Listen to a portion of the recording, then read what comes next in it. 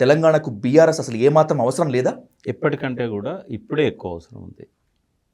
TRS పాలనలో TRS కంటే కూడా ఇంకో పార్టీ వచ్చినా కూడా చేసేదేమో. కానీ ఈ రోజున్న పరిస్థితి చూసినట్టయితే మళ్ళీ ఒక 10-20 ఏళ్ళు తెలంగాణను వెనక్కి నడిపించే ప్రయత్నాలు జరుగుతున్నాయి. ఈ సమయంలో సాధించిన ఫలితాలను కాపాడుకోవడానికి ఎప్పటికంటే ఎక్కువగా బీఆర్ఎస్ అవసరం ఇప్పుడే ఉంది. కాబట్టి బీఆర్ఎస్ని ఎవరు తుడిచేయలేరు.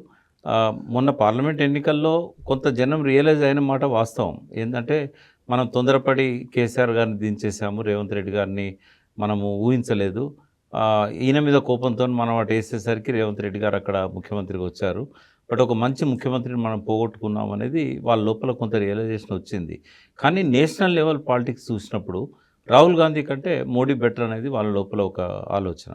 కాబట్టి బీఆర్ఎస్ ఓట్ బ్యాంక్ చాలా వరకు బీజేపీ సైడ్ టర్న్ అయింది వాస్తవం. కాంగ్రెస్కి అంతకుముందు ఉన్నదే ఉంది. వాళ్ళకి అప్పుడు 39 వచ్చింది, ఇంకో 1-2% పెరిగింది. బట్ ఎందుకు పెరిగింది అంటే చాలామంది నాయకులు కాంగ్రెస్లో పోయారు కాబట్టి వాళ్ళ ద్వారా కొంత వాళ్ళ ప్యాకెట్స్లలో వాళ్ళు ఇన్ఫ్లుయెన్స్ చేసి వేయించుకోగలిగారు. కానీ డ్రాస్టికల్ చేంజ్ పార్లమెంట్ ఎన్నికల్లో బీజేపీ వైపు కనబడుతున్నది. 36% ఓట్లు వాళ్ళకు లేవు తెలంగాణలో. ఈనాడు కాదు, ఏనాడు లేవు, మొట్టమొదటిసారి చరిత్రలో. అది కేవలం బీజేపీని చూసి కాదు, ఆర్ఎస్ఎస్ని చూసి కాదు, కేంద్రంలో మోడీ ఉండాలనేది ఒక ఆకాంక్ష యువతలో ఉంది. వాళ్ళు ఈ 10 సంవత్సరాల్లో ఆయన లోపల కరప్షన్ చూడలేదు.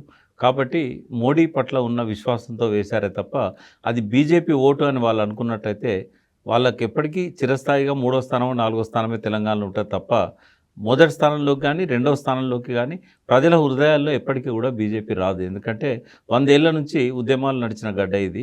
ఈ మత్తత్వ రాజకీయాలను తెలంగాణ వ్యతిరేకిస్తుంది ఎప్పటికి కూడా.